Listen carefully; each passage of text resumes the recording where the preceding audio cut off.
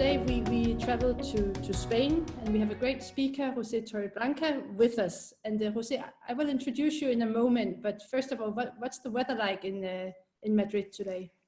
I'm gonna tell you because I have a temperament. It's 20, but it's going to get to 27. Right. So that reminds me that I will travel nowhere this autumn holidays next week in Denmark. But if we ever do a seminar series like this next time around, we will bring Danish experts to other countries and not the other way around. You're very welcome. Since this exercise was to bring European experts to a Danish context and not the other way around, I have to say Spain wasn't really our most obvious choice. People rarely speak of a Spanish-Danish alliance in the EU. It just rarely seems that our two countries are ever really in the same camp when it comes to the budget, migration, maybe also the new talks about the new industrial policy. You're south, we're north, you're big, we're small, and so on. I've been 5 years in the Ministry of Foreign Affairs, and I have to say Spain is very rarely the group of like-minded countries that you tend to coordinate with before meetings and so on.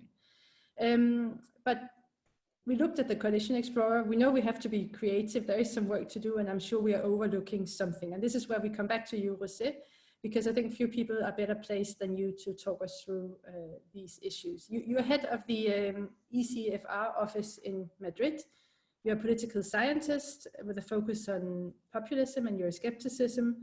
You've also worked at both the daily Spanish newspapers El País and El Mundo, and you're also a full professor at the National Distance Education University. And then you speak some Danish. En lille smule. Excellent. So very warm welcome to you, José, and I'm sure, as I said, that we can learn from your perspectives on the Spanish-Danish alliance.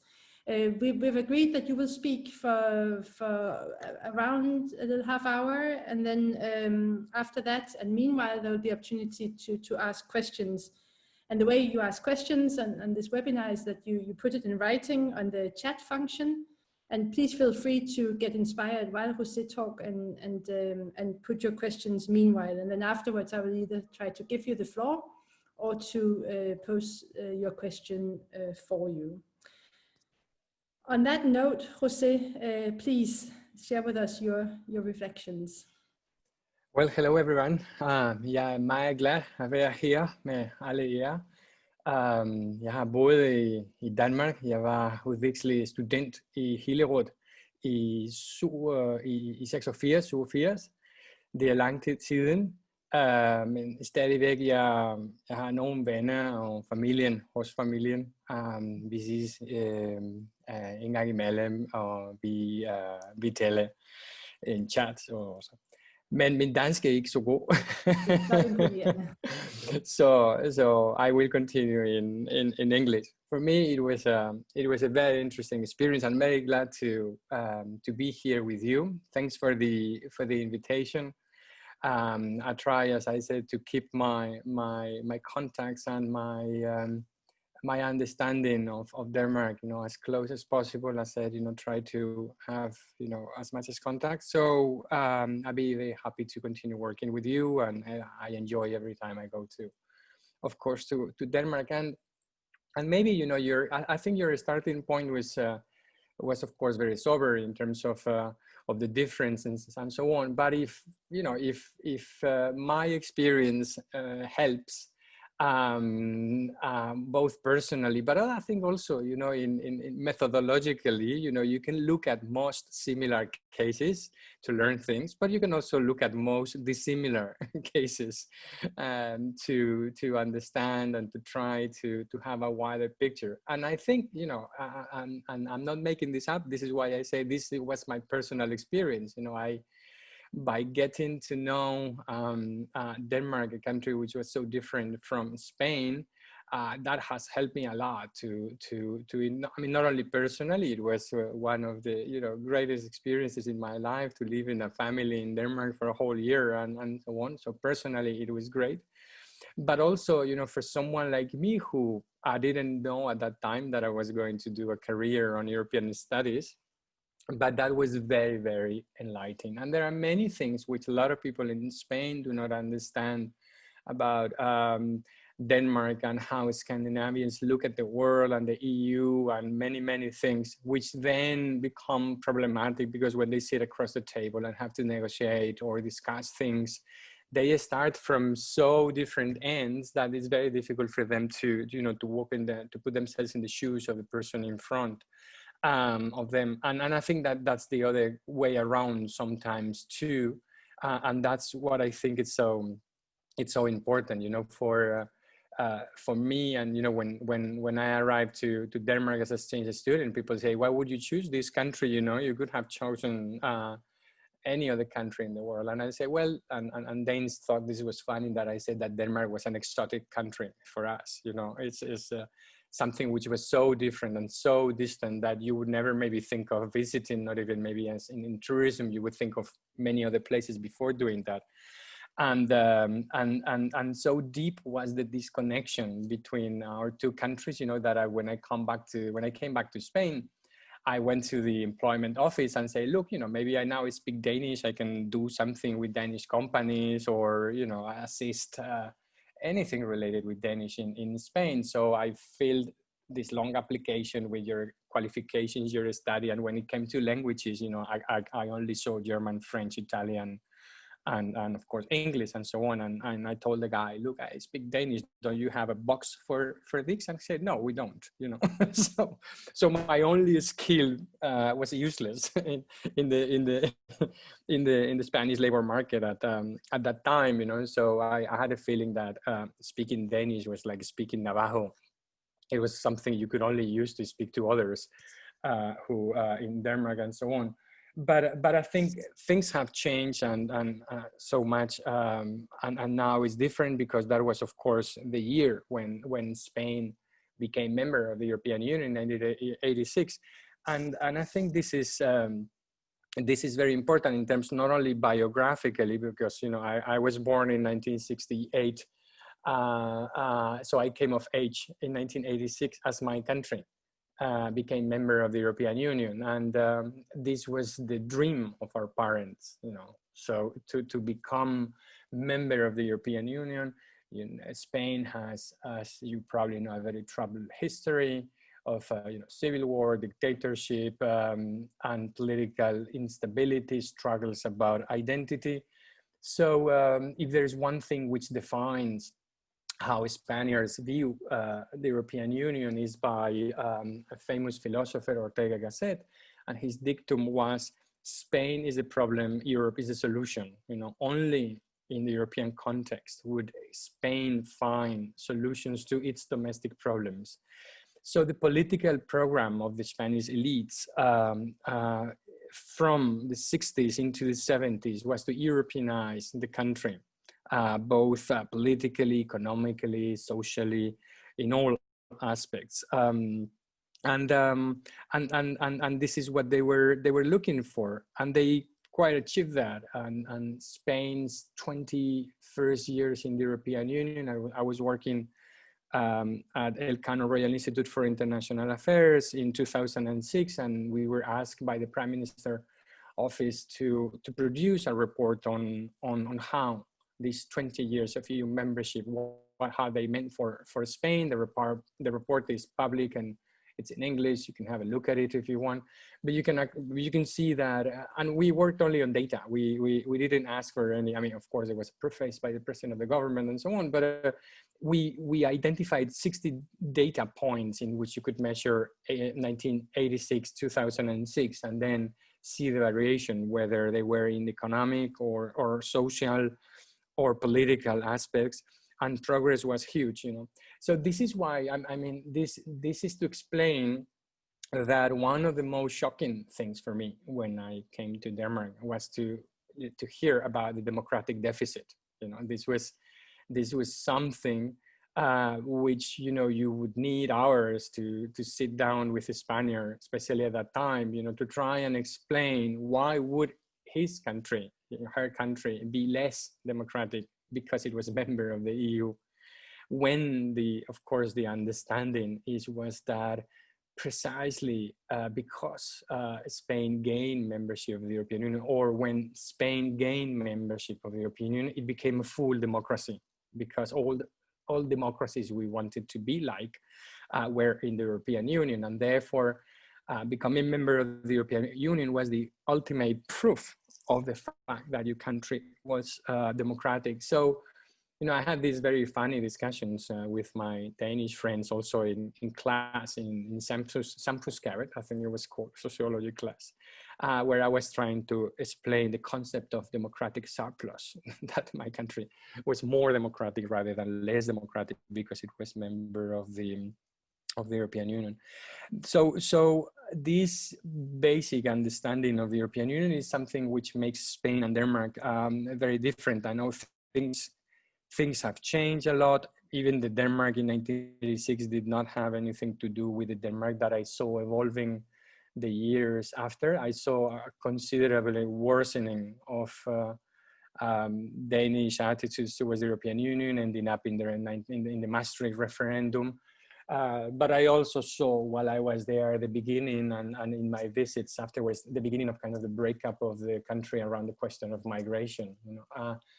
We had, and this is an issue we have to discuss. It's also, I think, very interesting because when Spaniards had always looked at Denmark as a model in terms of migration and asylum and refugees and so forth and so on. Starting with the experience mostly of Sweden, who took on a substantial number of Latin American political refugees. And these people were also coming to Spain and speaking wonders of Scandinavian asylum systems. But then, we saw in the first wave of economic migration, but also instability, political instability, or political parties in Denmark starting to manipulate the question of migration. And this is something we didn't have. So for us was also something very interesting. You have to take into account that every generation of Spaniards has been involved in migration or immigration in one or another way. Our grandparents emigrated to Latin America mostly after the Civil War. Some of them, of course, never returned. So there were political exiles and refugees in Mexico, Venezuela, Argentina. We were, or at least the losers of the Civil War, the Republicans and Democrats, were hosted very generously by our Latin American friends or cousins or brothers, whatever you want to call them. Then our parents' generation, they massively migrated to the rest of Europe in the 60s when Spain opened up in 1959 as a result of the stabilization plan approved by the IMF.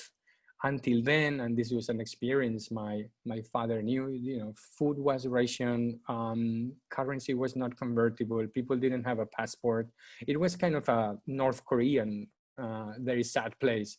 But starting in 1959, there was this huge opening of the economy, and lots of Spaniards went to France, Germany, Switzerland, and they established themselves there. So Spaniards saw that it was the best and the brightest and the most talented, and those who had the courage and the entrepreneurs, the ones who were living, And then in my generation and the generation of even of the people younger than me, starting in 2008, when the financial crisis hit, almost 1 million of Spaniards, young Spaniards, left the country because Spain had one of the highest youth unemployment figures. Again, thanks to the European Union and to mobility and the opportunities in other markets, Spaniards could go out, they could improve their languages. Many of them with university degrees, of course, ended up working in Costa Cafe in London or wherever in Germany and so on. But that was also a very good experience, further showing people the benefits of European integration.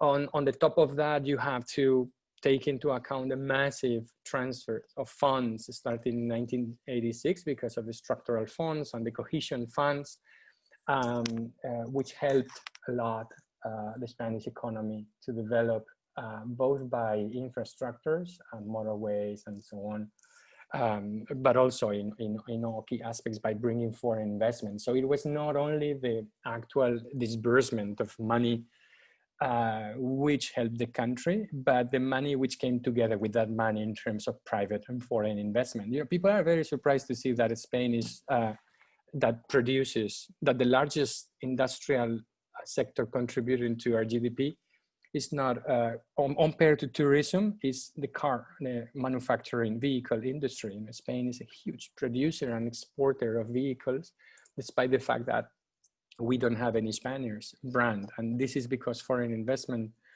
and especially European automobile makers, chose Spain as a very competitive country. So at some point we were very proudly even called by some Germans the Prussians of the South. So people thought that Spain was a very efficient, very modern, very open, very competitive country. In 2008, you know, because of the financial crisis, things of course started going wrong. But surprisingly, we did not develop any at the beginning. I would say there was, and we still see this in the polls that we've put up with ECFR in Unlock, but also in some of the data we've produced and which you can have access to. There was huge disappointment with the European Union, but not anti-Europeanism or desires to leave and so on. So it was a criticism on the policies, on austerity. You know, I was in Denmark at the time of the, what do you call it, kartoffelkur. That was you know, the Danish, I remember this was the Danish word for austerity. So every time, even when we've seen that the EU has not performed up to the levels that people, public opinion would be expecting, there's been quite a decoupling of the emotional affiliation for the European Union, which has remained untouched or undamaged by it. And then, you know, people being able to make the difference with the EU institutions and the EU policies. So we've seen in other countries that this is not the case, that when the EU does not perform, then the image of the EU and the European sentiment is damaged. This is not the case. It was not the case in 2008. We saw evaluations of the institutions and austerity and EU policies going deep down. But it was not, but they never developed on anti-European sentiments. And of course, this has been the case as well, that in the recent poll that we conducted in Unlock, we saw both in Italy and Spain, a huge criticism of the reaction of the EU in the first weeks, but then automatically a desire for the EU to do more, not a desire for the EU to do less because it had not been performing properly according to even so, and the explanation for this, and I think this is interesting in the Danish case, and compare maybe to other countries, is that, you know, we don't have Eurosceptic or you know, Europhobic or, you know, kind of openly Europhobic countries or mildly Eurosceptic parties. In Spain, if you want to really bore yourself, come and see an European election, because all the candidates, you know, they want more Europe, and this is one of the things that, despite the economic crisis and despite political polarization in Spain, which I think is high, and there are some indicators showing that that it's among the highest in the world, just compared with France and the US, but Europe is not disputed, Europe is not contested. So you still have on the top of this huge level of polarization, which is mostly, as I would say, about the nation and national identity, but not about European identity. And therefore you have consensus on NATO and the EU as compared to other countries which don't have this. You have a huge consensus also around socioeconomic functioning of the state, the welfare state, progressive taxation, the role of the state, and so on, public and public health and public education are shielded from political competition.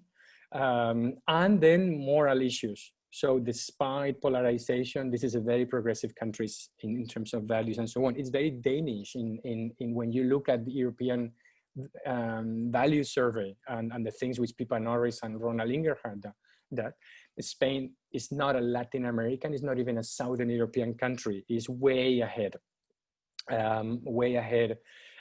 Portugal, Italy, Greece. In some cases, it's even way ahead France, which strikes as a more conservative country than Spain in some of these issues. And I think this is a springboard also for cooperation on some issues with Denmark in terms of values, and that explains a lot about why.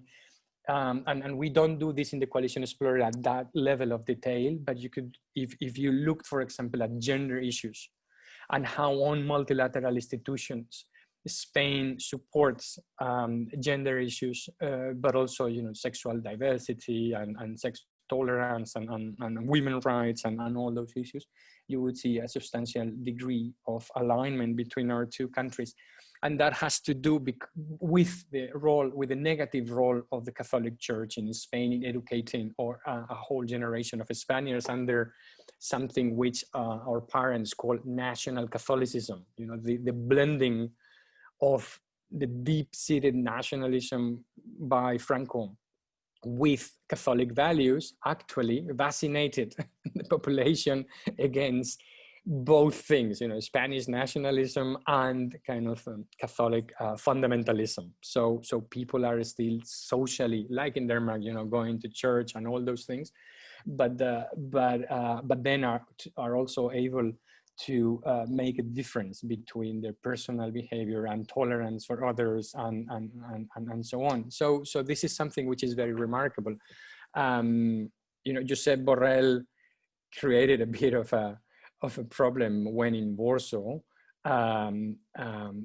He told the Poles that he understood that the Poles were very pro-American and very pro-church because they thought they owed their freedoms and their democracy to both the United States and the Catholic Church, but that in his case, as a Spaniard, he owed nothing of his democratic rights and to the US and the Catholic Church. In fact, both the US and the Church had supported the Franco regime.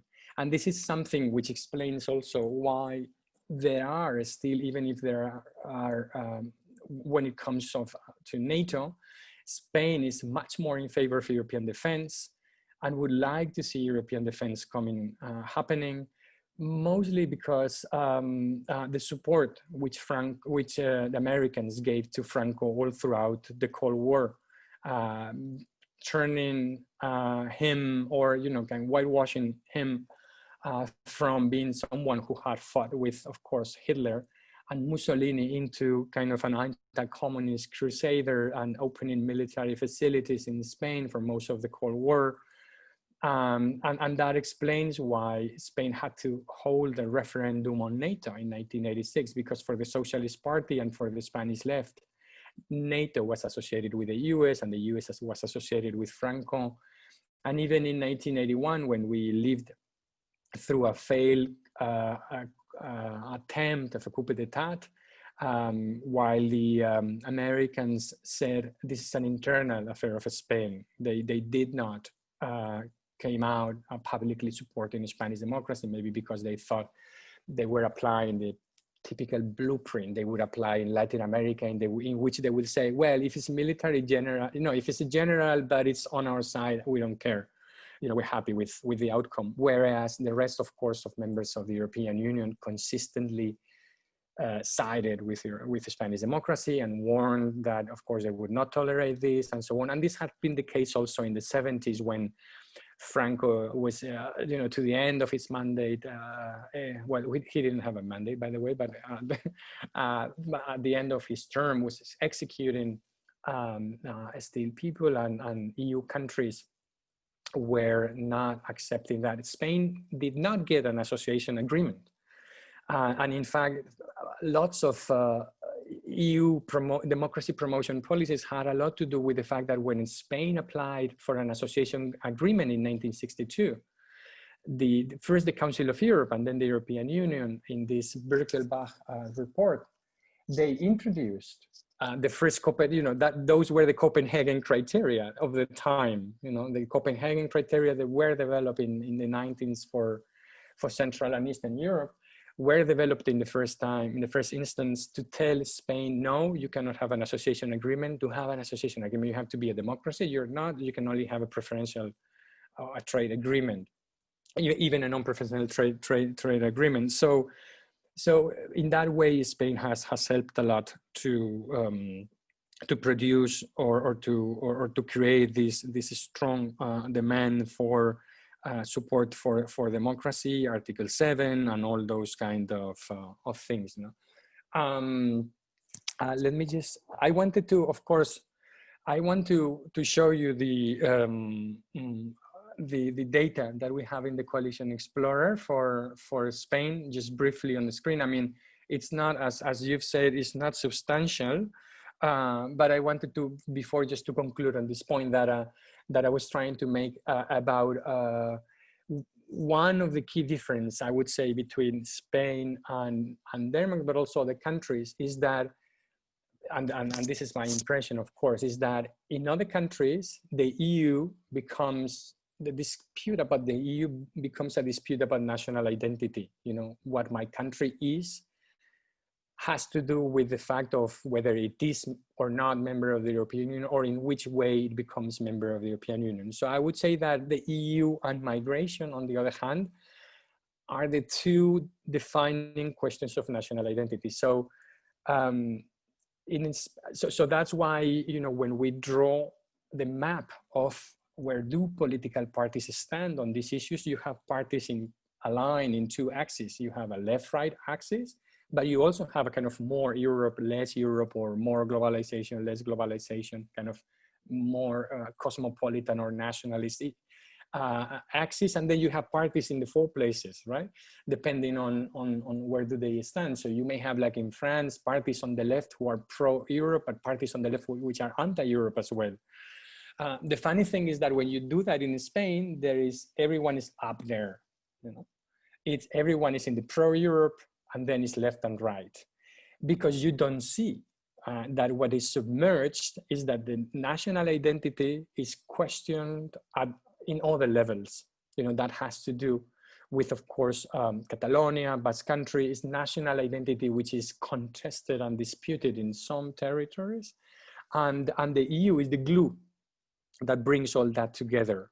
So in a sense, you could look at Belgium, maybe, in that it would be very difficult for the country to work and to continue working once you removed the EU from the political calculus of the people. So that's why the EU in Spain becomes the thing that stabilizes tensions, fragmentation, and the political game becomes more predictable for the members, and they know that they're not going to be excluded, and that they know they're going to have a fair say, and so forth, and so on. So with this, I don't know whether it was short, long, or useful or not useful introduction. I'm going to share just my screen for a second to show you some of these data from Unlock, which basically, I think here I am. Catherine, can you say thumbs up if you see the screen? Okay. Okay. There we are. As if you've seen some other. Let me just minimize this. Okay, try to. Okay, I think if you already seen some of these Coalition Explorer results, you're maybe familiar with them, so not so confused with this. But I can also put it in the chat or send it to you, whoever wants to have a closer look to it, you know, we can share the presentation, and you can freely distribute it to the people around, and so while we're chatting, I can just upload it and so on. Nothing very surprising with the expectations that Spain, which is here, you know, second, fourth, sixth, seventh in this list, is not well. It ranks seventh in some of these issues. In terms of influence, as you can see here, in terms of preferences for deeper integration, where of course Denmark does not. So the general picture of what you see, Spain is a country which is mildly influential because it's consistently pro-European. I would say that this means that you are a very positive, a very welcome country. Maybe I would speculate with the fact that the Coalition Explorer does not capture in full the fact that, you know, when you are not problematic, you tend to be taken for granted, and therefore people don't quite lobby you or call you to get support for things. This does not mean that you're not influential. It means that you are part of the establishment, and that people usually start a negotiation by going to those who have different views or who they think they need to bring in, right? So I think this is the experience, and I'm not saying this just to say that Spain is more influential than it is, or that what we have here in the presentation, just to take account of the fact that you can be influential by being most helpful or most unhelpful. And that sometimes, for example, when we see in some of these statistics or studies, we see the Netherlands ranking third in many of these data points. It's obviously because it's most unhelpful and because it's the country that stands out as more problematic. How much do they get in fact? I mean, how effective they are in fact at the end of the day as compared to, for example, countries which don't look so problematic? That's difficult to say. But I would say that you know, you get a lot of visibility, but you don't necessarily get a lot of results by that. You know, when you look at which you know, who contacts, who do we contact from Spain when we poll our experts? You see the usual picture of Germany and France, of course, but then it's Portugal, Italy. And then very far away, just you know, starting with green, Belgium and Netherlands and so on. Denmark is of course not there, but so you know, that draws what is the map of countries that Spain tries to reach out to when it starts any EU political process. So Germany, France, Portugal, and Italy are the preferred countries in terms of who do we contact first. The same or very similarly in terms of interests, the shared Spanish experts think that they have shared interests to a largest degree with Portugal, and then of course France, Italy, and then you see this gap here where Germany starts. So clearly you have a Mediterranean coalition, or at least a Western coalition in terms of the views of the world and the interest and so forth. So it's quite precise and defined cluster. The most disappointing countries: Hungary, Netherlands, Poland. Again, you know, you see question in terms of Hungary, Poland, in terms of values, but also Netherlands because of the obstacles put on all the time on the road to budgetary issues and redistribution issues, which go back to 2008 and the previous financial crisis. So they are not new; they are long-standing, and they are deep, and I would say and lasting. But you see again, Denmark is 2%, so it's almost negligible. Then this is, as you see, this is the case of Denmark, where Spain it's also not contacted.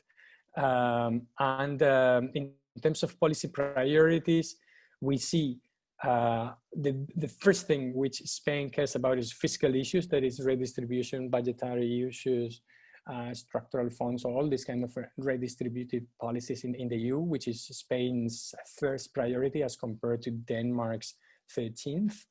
I'm going to skip this one because it shows you something which you know, that on Eurozone matters, you know, we are not aligned, but we are a bit more aligned on, as you see here, Denmark, on climate policy, which is also huge on the agenda in Spain. So that gives you an avenue for cooperation, not only in terms of economic transformation, but also internationally in terms of multilateralism or climate change negotiations and so on, especially with this government, but also socialist and progressive governments have consistently pushed for this.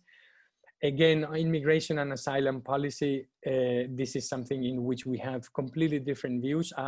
If you are curious about this, we produced a paper last year which is called Border Games. Has Spain found the solution to the migration populist connection? It's available at the ECFR website, and we try and explain there how has Spanish migratory diplomacy conducted throughout the last disembarkment crisis as compared to other European countries and so on. We can discuss this in the chat if you want. And then there are some issues related with digital issues and so on, which are maybe interesting in terms of, I would say, the fields, to recap, on which I see potential cooperation are climate, our multilateralism, our gender, our development cooperation, and it could be bits and parts of democracy promotion policy when it has to do with Latin America, but also political asylum, if that's the case, and I say gender issues and so on. So, Catharina, sorry if this was too long. But I hope at least it was interesting. So I'm here at your disposal for whatever questions you want to put here. Okay, thank you.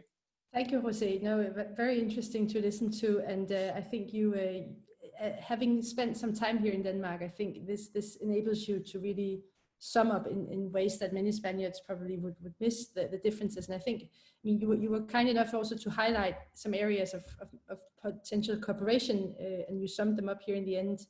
Climate, also values and so on. But I think this fundamental difference in approach to the EU that you very well highlighted, that if you mention the EU in the Spanish Parliament, it's the soothing lotion that somehow makes things become more acceptable. In Denmark, it's likely to have the opposite effect. And I think this is such a fundamental meta discussion, behind the scenes difference between our two countries that might explain also why the camps, why the two countries are seen to be in different camps. I think if I might just pick up a little bit on the values, because it's very true, and I think to some a bit surprising because it's rather new.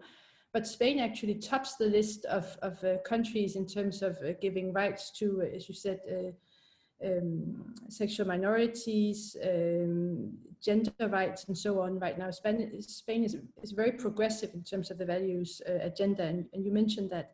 But the big value discussion in the EU, obviously, these weeks is the rule of law discussion. And after the budget marathon negotiations in the summer, I seem to remember your prime minister being more in the camp of those saying it's okay not to insist too strongly on the rule of law mechanism. How would you foresee the Spanish position in these upcoming negotiations on the rule of law? Okay, thanks. No, you're absolutely right that this is an issue which worries the government, because the depth of the economic crisis in Spain, which was already severe in the first wave of the coronavirus, there are no records in Spain of such a huge drop of Spanish GDP, not even, the first 6 months during the Civil War. So it's kind of 100 years crisis in that sense. Fortunately, employment has not been destroyed at the same path as in the previous financial crisis, because there's been EU support and so on. But then the second wave, as you see, has also hit Spain quite heavily. As if any of you have come to Spain, you would understand that social distance is a concept which means nothing in Spain, or means very little. People have to really think hard to understand what this is, and there may be other factors associated to the spread of the coronavirus. Maybe it has to do also with kind of the governance system and so on, but not necessarily, because this is other decentralized countries like Germany have done well and so on. So, the jury is still out there to try and answer the question why the pandemic has hit Spain so hard, even in the second wave harder than Italy and so on. But the true thing is that there is a very thin bridge, or a very small window of opportunity between now and next year, before the EU funds start arriving, in order to keep the country running and prevent further employment being destroyed, and especially SMEs closing down and shutting down. So the nightmarish scenario for the Spanish government is that you would have a very protracted or stalled negotiation on the EU budget, preventing these programs to start running because they are hijacked by the populists in Poland and Hungary. And on the other hand, of course, with very legitimate concerns that there are countries who very openly claim that they have a different model, which is the illiberal democracy.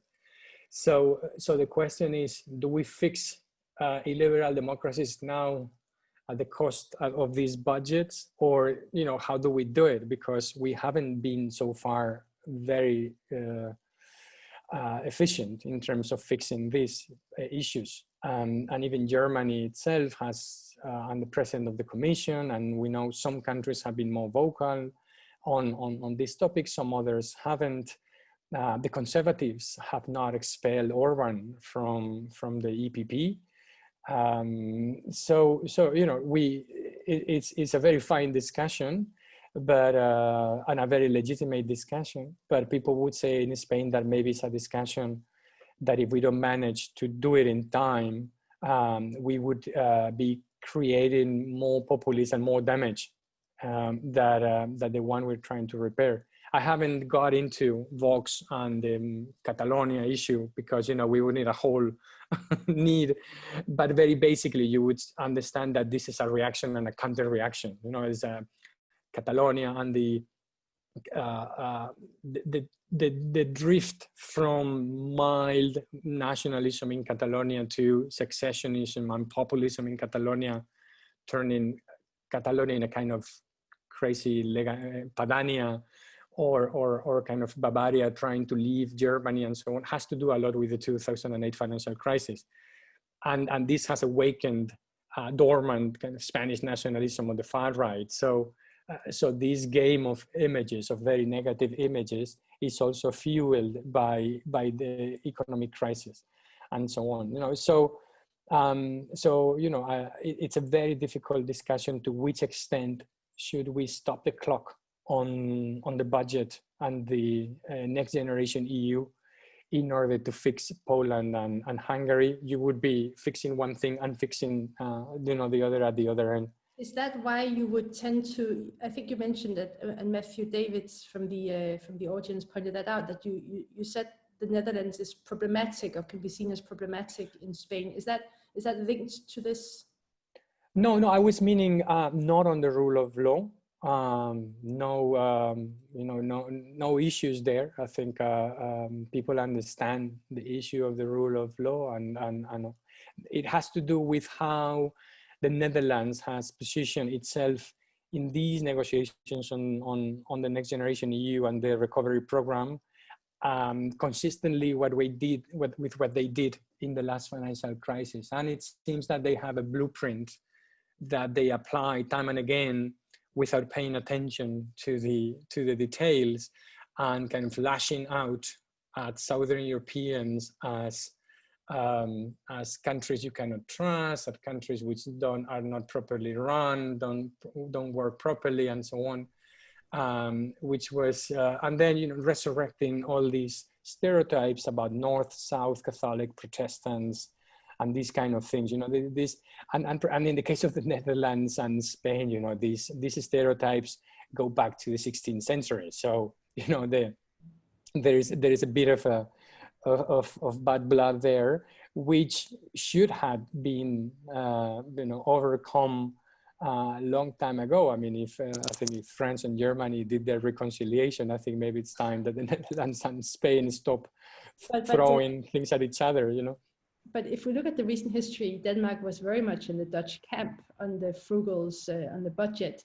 How is Denmark being? Is that on the radar? Is Denmark's reputation? I mean, in the Coalition Explorer, you say that Denmark's reputation is fine, but that was done before the July summit. I mean, how is Denmark being looked at in? Yeah, I'd say there's been quite a difference in these, because even, I mean, different countries have been in this frugal group, but very clearly they've done it out of principle and their own policy preferences, you know. And this is the case with Denmark. This is the case with Sweden. You know, there are progressive governments there, and that means something.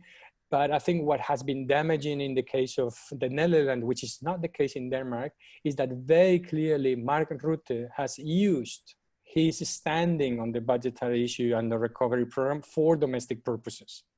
And has turned that into a domestic political issue. How strong I am on these guys, money is not going to go to this. So he has activated or benefited willingly from the stereotyping thing, rather than just stopping this and say, look, you know, there is a right to have different views on budgets and economic policy in the EU, which I think, so I mean, I think Denmark has stood together with also Finland and Sweden on that camp, but expressing their policies in terms of preferences in terms of policy issues, not kind of moral issues. And this is what has damaged, again, the relationship with the Netherlands, because we haven't heard from the Danes, you know, you cannot be trusted, you don't know how to run a country, we're not giving you money because you're not going to give it back, which is basically the line with Rutte has been playing. And some of these political leaders don't realize that they cannot make two speeches, you know, one in Brussels and the other one at home. You know, Twitter is public and, you know, it's not segmented, you know, even if they say it in Dutch, you know, people end up finding out. But in terms of camps in Europe today, if Denmark was in the frugals on the budget, I mean, what camp is Spain in? Is there a group of like-minded countries that you would highlight in terms of taking the priorities further in the coming months? Well, I mean, I think the sea change has been in France and Germany. And by the way, you know, our previous government by Mariano Rajoy, it considered itself frugal. You know, it brought down public deficit from 12% to 2.6%. You know, so that's frugality, and so on. You know, so the conservatives across Europe are usually frugal and in favor of austerity, and the progressives are in favor of spending. I mean, the problem is to conceptualize this as kind of national character or as kind of a cultural thing, you know. So and I say that in terms of the coalitions, what has been definitive in this occasion has been that the Franco-German axis has played a completely different role. In the previous crisis, Sarkozy did not act as we saw in this coalition explorer as the spokesperson of or country speaking in the name of Greece, Italy, or, you know, Italy, Spain, and Portugal. Actually had a very negative role against Greece and had a very negative role against Spain as well. And the Deauville beach agreement sent Spanish risk premiums, to heaven. It was provoked or worsened the crisis. Then Hollande was different. When Hollande came to power in France, they could side together, with Rajoy and Monti, and then convince Merkel and to do completely different things. So I would say ideology, or even if countries matter, we should also use the left and right axis. And this time it's true, Merkel has been absolutely different from the beginning on day one. Remember, she was part not only of the frugal camp at the beginning of the last crisis, but she was also part of those who were lashing at the South by saying that with facts which were not accurate, saying that the Germans worked more and retired later than Spaniards, when it was not the case, and trying to use this kind of Suavian housewife thing, rather than saying, look, this is a policy issue. Let's think of how to better get countries out of crisis, rather than whether you are a Suavian housewife or a Castilian housewife. This is not the debate that we want to have. So I think what matters for Spain in this crisis is, first, that France and Germany have completely changed. If you saw how the council negotiations worked, I think Merkel did something very intelligent, was to ask Spain and Italy to stand aside, in order to try and also have her conducting the negotiations with the frugals. And I think this was very wise, and in that way we avoided further confrontation. Think of what would have happened if you would have sat Italy and Spain in a table with Denmark, Finland, Sweden, and the Netherlands, and you say, you guys sit down, fix this, and when you have a solution, you come back to us and we will endorse it.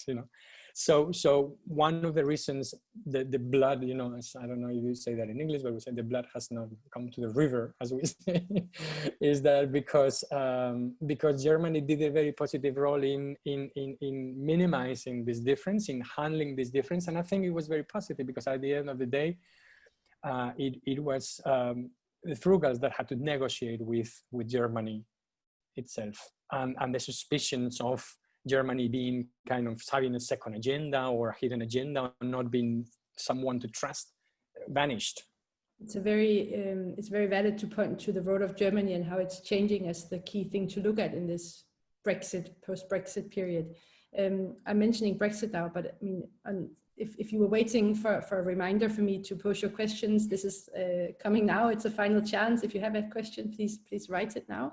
But otherwise, let me just, José, ask you a little bit about the Spanish view on Brexit right now. Is it something tragic now unfolding, or is there some opportunities in it for Spain? How would you sum it up?